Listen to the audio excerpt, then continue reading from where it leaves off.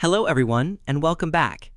In today's video, I'm going to show you how to share a Google Form link step by step.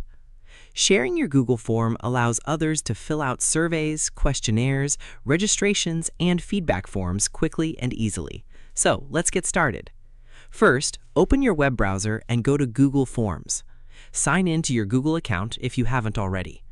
Next, open the Google Form that you want to share. Once the form is open, click the Send button in the top right corner of the screen. A Send Form window will appear with several sharing options.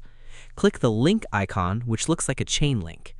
Google Forms will generate a shareable link for your form. If you'd like a shorter URL, check the box labeled Shorten URL, then click Copy to copy the link to your clipboard. You can now paste the link into an email, chat message, social media post, or anywhere else you want to share your form. If you prefer to send the form directly by email, click the Email tab in the Send Form window. Enter the recipient's email addresses and click Send.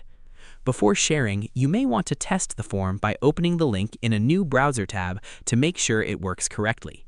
Once you've confirmed everything is working, share the link with your audience and start collecting responses.